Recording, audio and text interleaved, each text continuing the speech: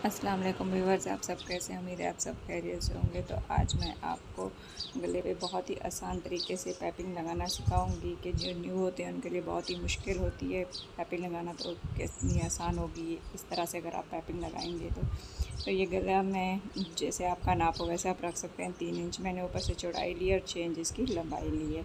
तो ये गला कोई भी आप शेप से काट सकते हैं। ये मैं कट वाला गला काट रही हूँ। ऊपर से थोड़ा सा गोल आएगा 3 इंच पे, 3.5 इंच पे, और नीचे इसका कट जो है ना मैं दूँगी। इस तरह से हम गोलाई लगा लेंगे इसकी 3.5 इंच पे, और जो बाकी के 2 इंच बचेंगे उसमें हम ये बड़ा सा कट होगा।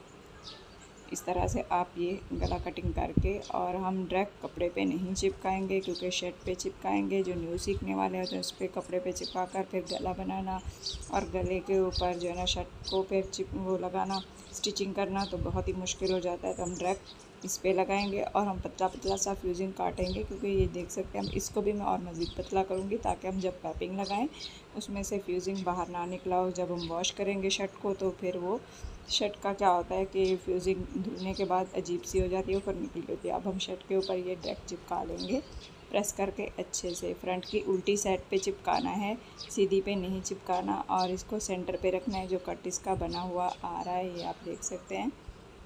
और जो ऊपर से हमारी गुलाई होगी बैक वाले गले के साथ ही हम इसको कट लगा के इसको अच्छे से प्रेस कर लेंगे।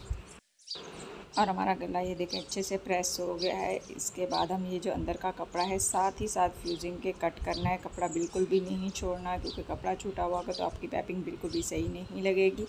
ये याद रहे कि फ्यूजिंग के साथ साथ कट करना है, बिल्कुल ही साथ साथ कट करना है। ये जैसे मैं कर रही हूँ आप देख सकते हैं, हल्का सा कहीं पे रह रहा है तो वो फिर मैं बाद में इसको फिनिशिंग से कट कर दूँगी। ये देखें इस तरह से कट करके आपने जो ये बाकी बचना है कपड़ा ये भी आप कट कर देंगे। और बाकी जितना आप स्टिचिंग में इसको लेंगे, ज़्यादा लेना चाहेंगे तो वो ज़्यादा मोटी पैपिंग होगी। अगर बारीक लेंगे जैसे कि सिलाई में से बाद में कपड़ा नहीं निकले उतना लेना है आपने। ये मैं इस तरह से आपको थोड़ी सी सिलाई लगा के दिखा रही हूँ कि कितना आपने लेना है, क्योंकि एक एक पाँव का सिर्फ रखना है। बारीक पैपिंग निकालनी है तो थोड़ा कम लें कपड़ा, अगर ज़्यादा मोटी निकालनी है तो थोड़ा सा ज़्यादा लें।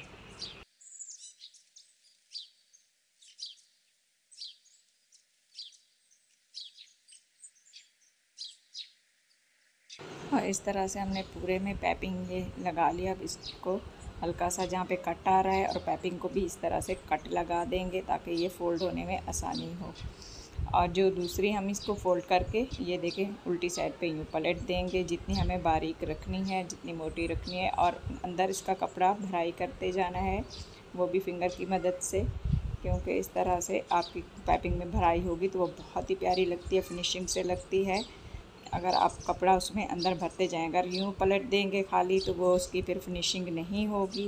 जिस तरह से ये मैं फिंगर से ये देखें आपको नज़र आ रहा है ये कर रही हूँ, ऐसे ही करके आपने स्टिच इसको करना है। बाकी सारे में भी फिंगर की मदद से ऐसे बिठाते जाना है, आपने प्रेस करते जाना है उनको, और अच्छे से ये फिनिशिंग से लगती जाएगी। और न्यू सीखने वाले के लिए बहुत ही आसान होती है ये पैपिंग लगाना, क्योंकि शुरू शुरू में मुश्किल होता है, पैपिंग नहीं सफाई से लगती, गला भी सफाई से नहीं बन रहा होता।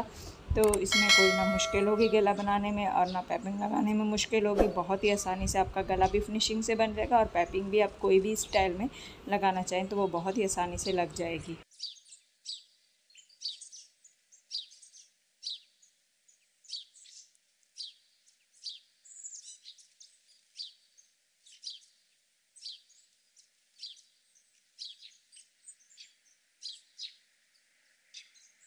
पूरे गले में ये देखिए पैपिंग लग गई है, कहीं से मोटी ना कहीं से पतली, बिल्कुल माशाल्लाह से एक ही जैसी लगी। अगर आप इसी तरीके से बनाएंगे तो आपके गले बहुत ही फिनिशिंग से और अच्छे बनेंगे। ज़रूरी नहीं कि इसी शेप में आप गला बनाएं, और भी बहुत सारी शेप जो गले में होती हैं आप बना सकते हैं। आसानी से ही प्यारे से गले आपके बन जाएंगे। तो मेरे चैनल को प्लीज़ सब्सक्राइब करना नहीं भूलिएगा। अगर आपको हमारी वीडियो अच्छी लगी है तो लाइक कीजिए और शेयर कीजिए, और हमें कमेंट्स में ज़रूर बताइएगा अगर आपको कुछ समझ में नहीं आया।